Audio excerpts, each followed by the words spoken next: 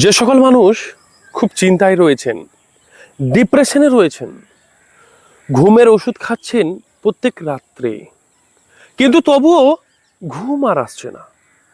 কিভাবে ঘুম আসবে? কিভাবে ন্যাচারাল উপায়ে ঘুমটা আসবে? কিভাবে আপনারা ওষুধটা ছাড়বেন? টোটাল পদ্ধতি আমি স্টেপ বাই স্টেপ আমি বলব। প্রথমত, যারা ঘুমের ওষুধ খাচ্ছেন, আপনাদের এই ঘুমের ওষুধ কিন্তু বাদ দিতে হবে। নতুবা এই ঘুমের ওষুধ আপনাকে প্যারালাইসিসও করতে পারে। আপনার আরো বিভিন্ন ধরনের যে সমস্যা সেটা কিন্তু সৃষ্টি হতে পারে। শুধু হতে পারে না, হয় এটার জন্য। কারণ আপনি দীর্ঘদিন ধরে ওষুধ খাচ্ছেন খাচ্ছেন খাচ্ছেন খাচ্ছেন খাচ্ছেন, মানে ওর আন্ডারে আপনি চলে গেছেন। ঘুমের ওষুধ খাচ্ছেন না তো আপনার ঘুম আসছে না, এবং ইভেন এটাও হচ্ছে যে ঘুমের ওষুধ আপনি দীর্ঘদিন ধরে খাচ্ছেন, এখনো ঘুমের ওষুধ খাচ্ছেন, কিন্তু আর ঘুম আর আসছে না। আপনি একটার জায়গায় দুটো ট্যাবলেট আপনি ঘুমের খাচ্ছেন, তবু আপনার ঘুম কিন্তু আসছে না। তো আজকে আমি বুঝাবো ন্যাচারাল উপায়ে কিভাবে আপনাদের সুন্দর একটা ঘুম আসবে, সুন্দর ঘুম আসবে। যারা স্বাভাবিক তাদের কিন্তু 4 থেকে 5 মিনিটের মধ্যেই, বা 10 মিনিট, আর আমরা যদি ম্যাক্সিমাম ধরি তাহলে 20 মিনিটের মধ্যে একদম ঘুম চলে আসে। আর যারা সবচেয়ে সুস্থ তাদের কিন্তু 10 মিনিটের মধ্যে কিন্তু ঘুমটা আসে। যেমন আমার 5-10 মিনিটের মধ্যে চোখ বন্ধ করব, ফোনটাকে সাইডে রেখে দিলাম, চোখ বন্ধ করলাম, এক সাইডে আসলাম, 5-6 মিনিটের মধ্যে একদম ঘুমিয়ে পড়ি। প্রত্যেকটা মানুষের আজকের ডেটে এবং ছেলে মেয়েদের উভয়ে প্রত্যেকে কিন্তু আপনার ডিপ্রেশন এবং চিন্তার মধ্যে কিন্তু ভুগছেন, একদম চিন্তার মধ্যে ভুগছেন, ঘুম আসছে না। এমনও হচ্ছে যে আপনি ঘুমানোর চেষ্টা করছেন, ঘুমাতে পারছেন না। তার কারণ আপনি বিভিন্ন ধরনের আপনার চিন্তা কিন্তু ব্রেনের মধ্যে কিন্তু ঘুরপাক ঘুরপাক খেতেই আছে। যে আমরা ঘুমিয়ে যাই, ব্রেন কি ঘুমায় না? কারণ স্বপ্নের মধ্যে, মানে ঘুমের মধ্যে আমরা কিন্তু স্বপ্ন দেখি, তারপরে ব্রেন নিশ্চয় চলছে, তার মেমোরি চলছে।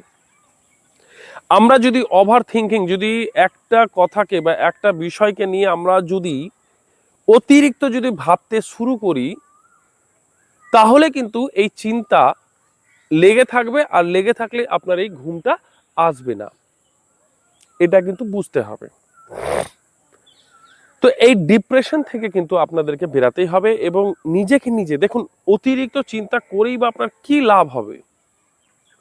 যেটা হয়েছে হয়েছে, আগামী দিন যাতে না হয় সেটাকে চিন্তা করে আপনাকে এগাতে হবে। শান্তি মতো ঘুম দিতে হবে। যদি আপনার শরীরে যদি ঘুম খুব ভালো হয়, তাহলে 90 ধরনের রোগ এমনি দূরে থাকবে। যদি ঘুম না হয়, তাহলে আপনার কি কি ক্ষতি হতে পারে দেখুন। যদি ঘুম ভালো না হয়, তাহলে এই পেট, ডাইজেস্টিভ সিস্টেম একদম ভালো কিন্তু কাজ করবে না। ঘুম না হলে মাথা ব্যথা করবে, ঘুম না হলে শরীর আপনার দুর্বল দুর্বল লাগবে, ঘুম না হলে শারীরিক অনেক কিন্তু ক্ষতি ধীরে ধীরে কিন্তু বাড়তে থাকবে। এটা কিন্তু মাথার মধ্যে রাখবেন।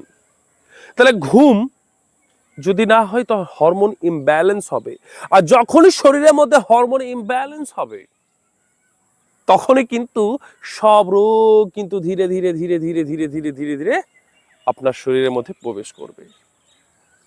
তো ঘুম খুব ইম্পর্টেন্ট, ঘুম খুব ইম্পর্টেন্ট আমাদের শরীরের জন্য।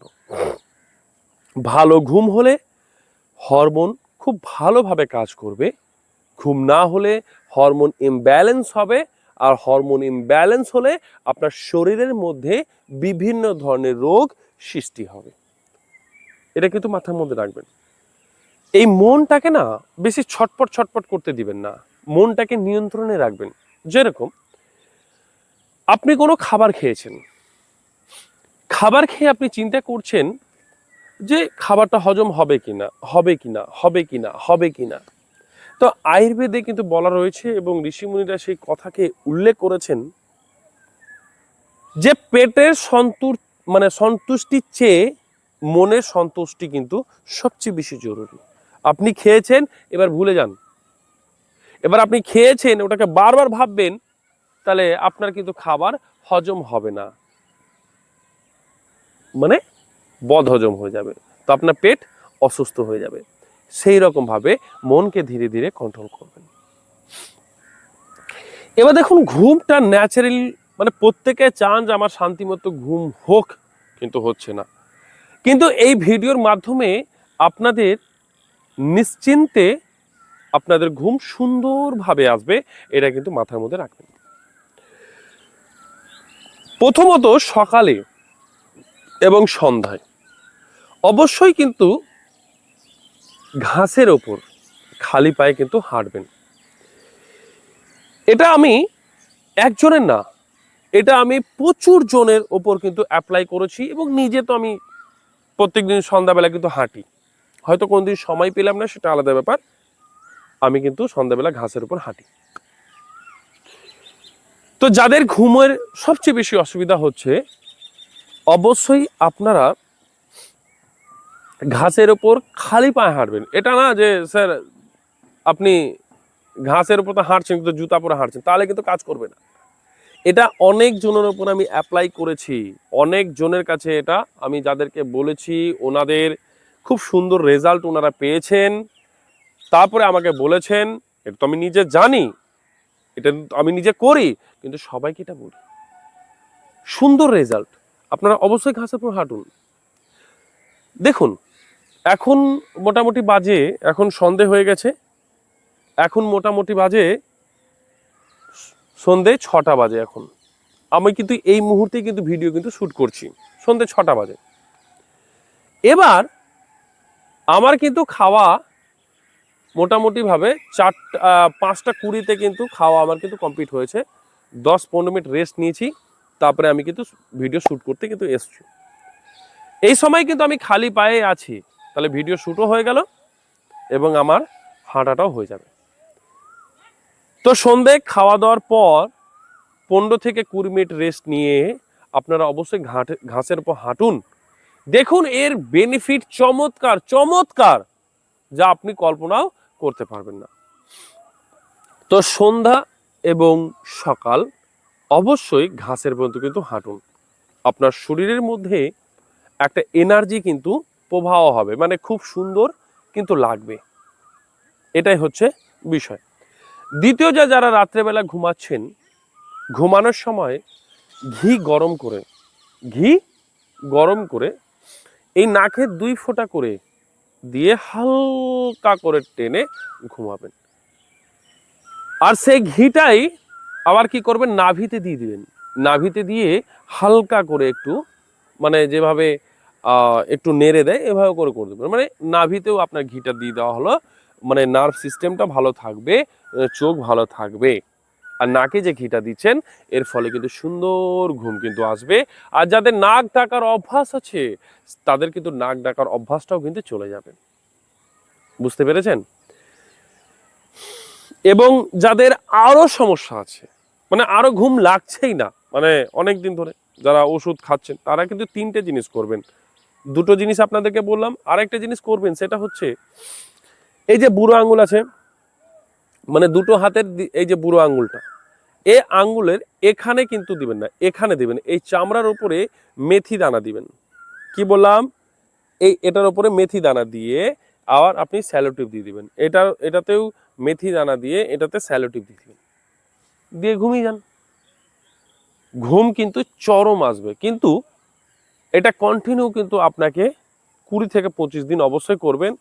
কারণ হয়তো ভাবছেন, স্যার আমি তো 2 দিন বা 3 দিন করেছি, কই স্যার সেরকম রেজাল্ট তো পাইনি, সেরকম রেজাল্ট তো পাইনি। তো দেখুন, 2-3 দিনে পাওয়া যাবে না, এটা 5 দিন 7 দিন 8 দিন কাটতে কাটতে তারপরে 20-25 দিন যেই হবে, তারপরে আপনার যে বডির হরমোন ইমব্যালেন্স হয়েছিল বা আপনার টাইমিং যে ঘুমানোর সেটা ঠিক ছিল না, ওটা ধীরে ধীরে ধীরে ধীরে ধীরে ধীরে এটা একদম চলে আসবে। তো এটাই হচ্ছে বিষয়। এর ফলে আপনাদের ঘুম কিন্তু খুব সুন্দর আসবে এই 3টে পদ্ধতি। এবং আরেকটা বিষয় আমি বলে রাখি, যাদের শরীরের মধ্যে ক্যালসিয়ামের অভাব রয়েছে বা ভিটামিনের অভাব রয়েছে, শরীর খুব দুর্বল রয়েছে, তাদের কিন্তু এই ঘুমটাও কিন্তু মানে ডিস্টার্ব হয়। তো যে সকল মানুষের গল ব্লাডারে পাথর বা কিডনিতে পাথর হয়নি বা হয়েছিল বা অপারেশন করিয়েছেন বা মানে যাদের হয়ে গিয়েছিল, ওনারা কোনো দিনও কিন্তু চুন খেতে পারবেন না। আর চুনের মধ্যে এতটা ক্যালসিয়াম আছে পৃথিবীর কোনো খাবারের মধ্যে নেই। আপনারা 1 গ্রাম করে চুন খেতে পারবেন, আপনাদের শরীরের মধ্যে যে দুর্বলতা যে ভাব সেটা কিন্তু চলে যাবে। এর ফলে আপনার শরীরের মধ্যে যখন ভিটামিনের ক্যালসিয়ামের অভাব যখন ধীরে ধীরে পূরণ হয়ে যাবে, পূরণ হতে শুরু করবে, দেখবেন আপনার ঘুমও কিন্তু খুব সুন্দরভাবে হতে থাকবে। তো চিন্তার কোনো কারণ নেই, আপনারা এই পদ্ধতিকে, ন্যাচারাল এই উপায়টাকে অবশ্যই আপনারা গ্রহণ করুন। দেখবেন আগামী দিন আপনারা খুব সুন্দরভাবে ঘুম দিতে পারবেন। তো ভালো থাকুন, সুস্থ থাকুন এবং সকলকে ভালো রাখুন। আর এই ভিডিওটাকে সবাইকে অবশ্যই শেয়ার করবেন। ভালো থাকবেন সকলে।